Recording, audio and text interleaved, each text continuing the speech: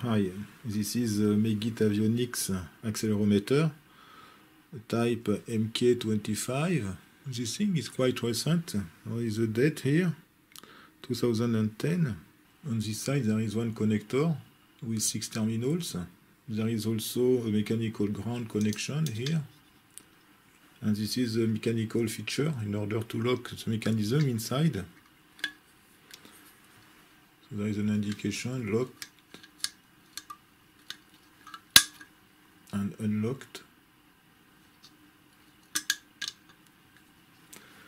So this thing is totally sealed.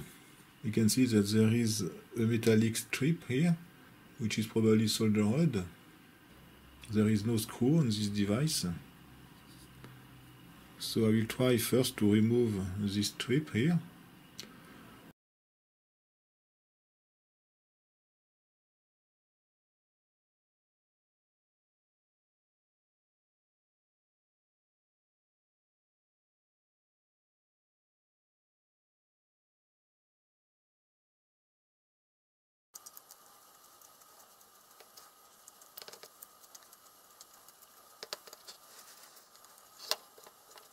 Okay, so this is the first step. You can see that there is a kind of Kapton film here. Yes, this is the Kapton film.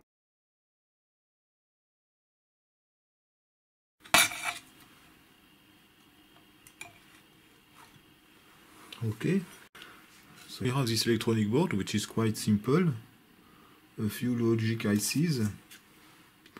That code is 80, 83, 81. This is a dual op-amp here. Probably these 4 wires are connected to the connector here. So let's remove this board.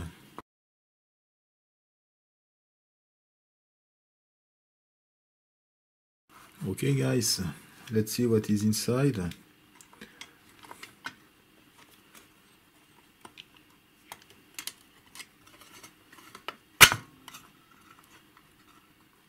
Oh, something very nice.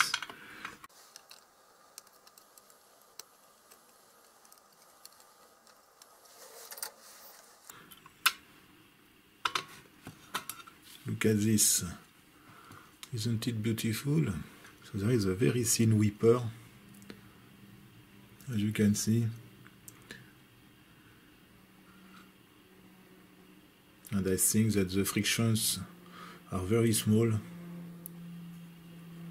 because this thing seems to rotate very easily. There are 3 contacts for the whipper here. There are 2 here, this side, so there is a redundancy. Only a few contacts are used, not all of them. So I think there is a kind of encoding on this board here. And on the bottom of this thing, we have some mass in order to convert an acceleration into a position. And this thing probably should provide a rotation. This part seems attached to the case using these 2 screws here. So there is a free movement probably on the left here. Yes, okay, you can see that if I touch this thing, there is a movement. So this thing is sensitive to the acceleration in that axis here. Yeah, we can see this thing anyway. Okay, here there are some capacitors and resistors. So this thing was manufactured by Negretti et Zambra Aviation Ltd. Serial number 611. We can see the effect of the gravity.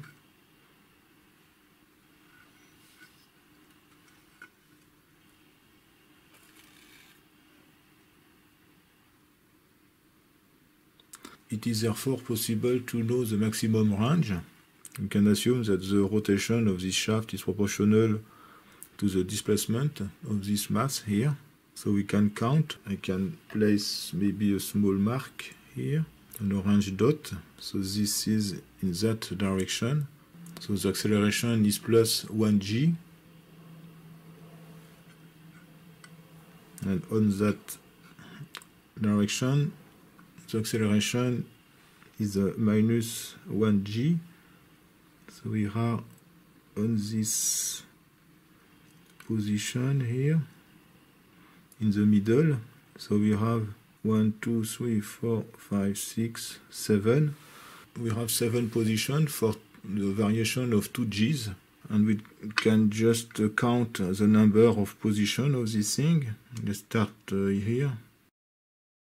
There are 42 different positions, so 6 times 7, and 7 is 2 g's. So the complete range normally should be 12 g's or something like that. Maybe it can be interesting to test this thing, but I don't know how the output is provided. So there are only logic ICs, there is an op-amp, so probably the output is an analog output. As we can see, there is an RC network here. The RC network seems connected to this 4049. So probably an oscillator is performed around these X inverters here. Okay, we can have a look also on the lock feature. So probably the lock, the mechanism lock, just push this shaft on this metallic mass here in order to lock.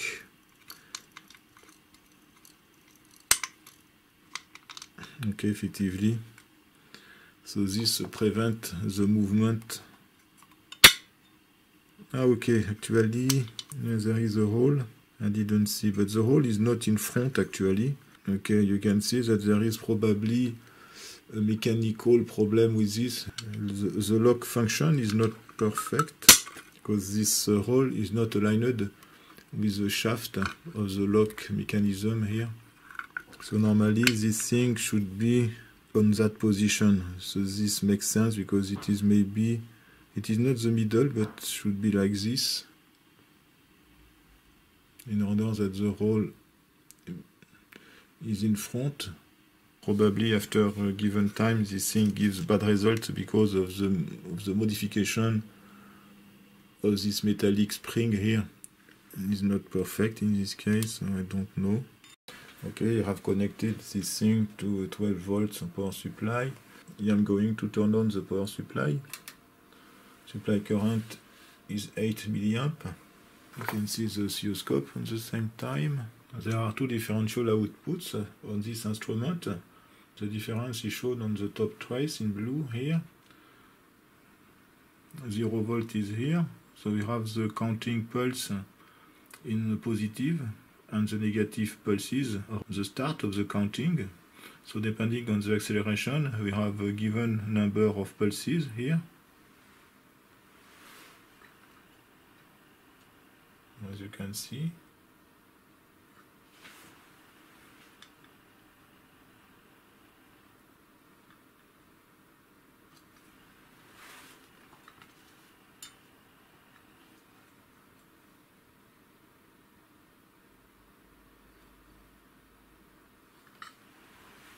So I think that the reverse is not necessary.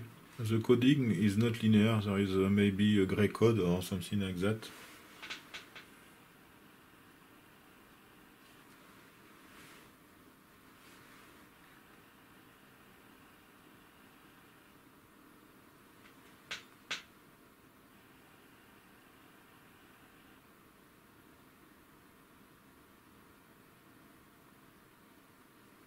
This was the teardown and test of this accelerometer unit MK25 from Megit Avionics. Thanks for watching, see you next time.